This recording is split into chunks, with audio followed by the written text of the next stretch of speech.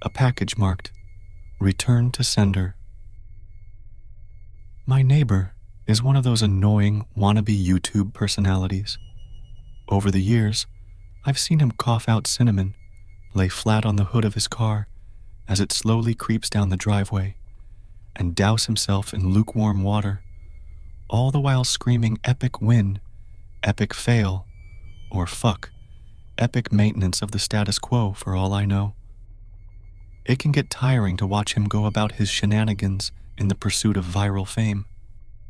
So, when he knocked on my door the other day, told me he was going away for a few weeks, and asked that I get his mail, honestly, it was a relief. I can't explain the peace of mind I had knowing I didn't have to brace myself for any of his stupidity for a while. I was always afraid his stunts would wind up bleeding over into my life. Things were pretty normal for the first couple of days. He received a few bills, a bit of spam, and what I could only assume was a birthday card. Then, one evening, I got home to find a cardboard box waiting on his front porch. In big red letters was written, "Return to Sender." I'm no small fry, but I admit I had trouble lifting the box on my own. It was really freaking heavy.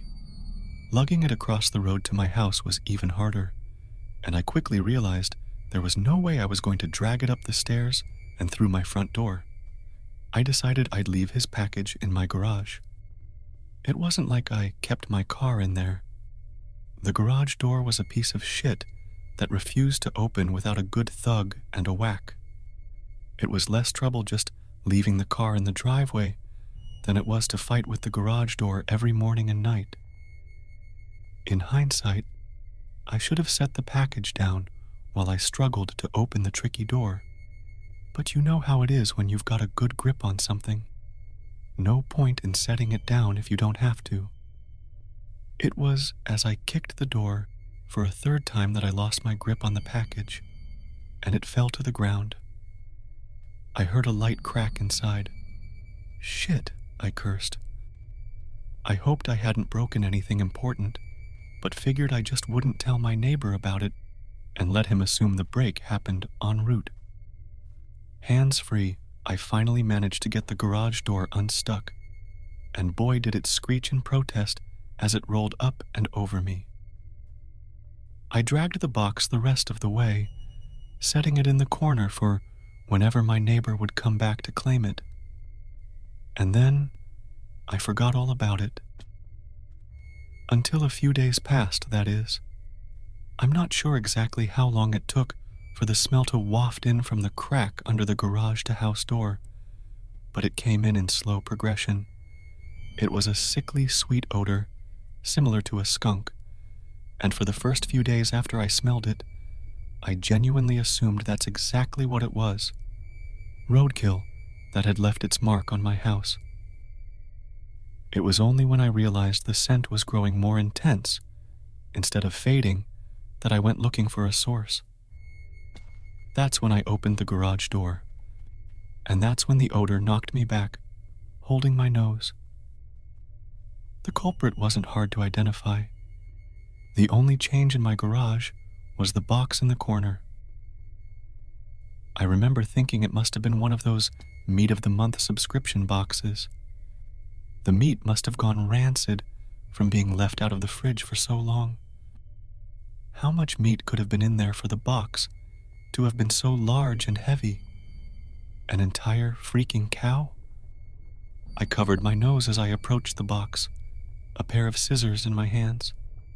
I probably wouldn't have needed them to open it, as it had become soggy enough at the bottom to poke through with a finger, but I wasn't about to poke my finger into spoiled meat juices. That soggy bottom was the reason I had to open the box in the first place. If I tried to drag it out whole, everything would spill onto the floor. I was going to have to dump the pieces of meat one garbage bag at a time and take them down to the dumpster, a process I wasn't looking forward to. My scissors tore through the tape along the top of the cardboard box. I thought the smell couldn't get any worse, But as I flipped the flaps open, I discovered a whole new gamut of stink. It was like opening a burning oven, but instead of a heat wave, I was met with waves of piss, sweat, shit, and putrefaction. It was so bad that I staggered back and had to force down the puke, begging to guzzle out of me. I don't think I could have handled that scent, mingling with the horrors coming out of the box. I'm not ashamed to admit, I ran out the door for a breath of fresh air. But in the short time I'd spent in the garage, the smell had become so ingrained in the fabric of my clothes that it clung to me like a shadow. Nothing I tried could keep the smell out of my nostrils. Not air fresheners, not a face mask, not 3 showers, and a change of clothes. Every second that box lay open in my garage was another second the smell was allowed a foothold into my home. I had to bite the bullet. I returned to the garage, the flaps of the box still open, as though inviting me to look. I was prepared, a clothespin pinning my nostrils shut, a garbage bag in one hand, the strongest cleaner I could find in the other, and long rubber gloves to keep my skin from having to touch what was inside. But, as it turns out, I needed none of those things. I wouldn't have to touch or clean the contents of that box. I would only have to suffer the nightmares every night. You see, there was meat in that box, but it didn't come from a cow or a pig. No, it was worse than that. It was my neighbor, dead. Still in one piece, but dead. I called the cops, and naturally, they took me in for interrogation. It's kind of hard not to suspect the man with a corpse in his garage, after all. Thankfully, they soon realized I wasn't involved. My DNA might have been all over that box. The smell might have left a mark throughout my house. But there was one piece of irrefutable evidence in my neighbor's own hands that proved my innocence. A vlogging camera. They showed me the footage only once. I'm not sure if they were allowed to, or if they felt so bad for me, they figured it couldn't hurt. Either way, I saw it. My neighbor was sitting in the box outside of a shipping facility, laughing as he told the world how he was going to mail himself across state lines. He'd brought pee bottles, food, a pillow, and a few flashlights. His friend, a guy I'd seen at his place several times to help with his stunts, closed the lid and presumably dropped him off for shipment. Throughout the next couple of hours, or days, I'm honestly not sure, my neighbor recorded a few short clips about his progress. I think I'm in a truck now. I can feel it moving. Must be in a warehouse. Pretty warm here. Still got plenty of food. That kind of stuff. And then, on the last entry, the box toppled over. He broke his neck, and that was it. The camera recorded until either the memory card got too full or the battery died. There's one thing I didn't tell the police after they showed me the video.